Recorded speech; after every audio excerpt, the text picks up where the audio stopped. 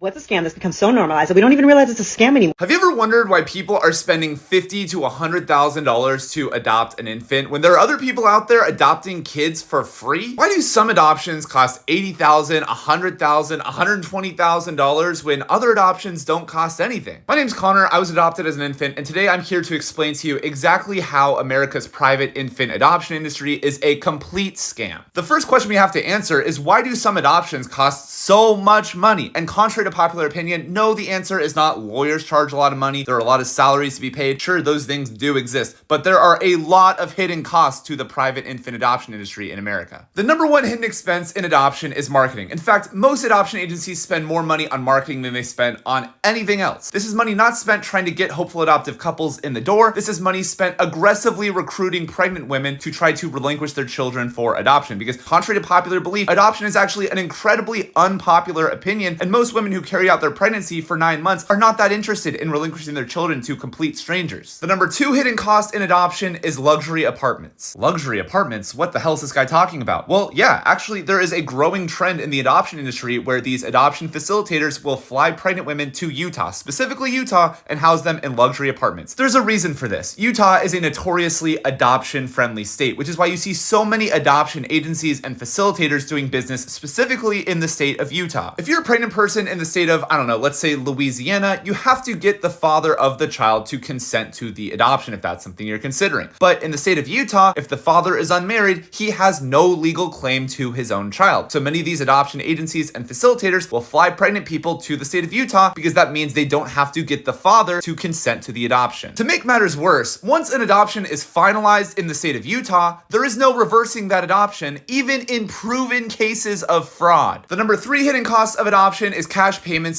/ bribery. I'm not wearing tinfoil on my head here. I'm not a conspiracy theorist. You can go on Google and find several articles where women are literally offered envelopes of cash in exchange for the adoptions of their children. And finally, the number four hidden cost of adoption, the one that we all know exists but just don't want to admit exists, is profit. It's kind of an open secret that in America, nonprofit is really just a tax filing categorization, and many of these businesses know how to pay themselves a massive profit. For example, take Sandy Quick, owner of Brighter Adoptions, of course, located in Utah. Sandy Quick pays herself about $470,000 per year to facilitate about 50 adoptions per year. So just know that if you're adopting through Sandy, $9,400 of whatever you pay is going to go to her. When governments, not private businesses, are facilitating adoptions, governments are also subsidizing adoptions, which is why adopting from foster care, whether you're in the US or somewhere else, really just doesn't cost money. Ethics aside, private adoption is a scam.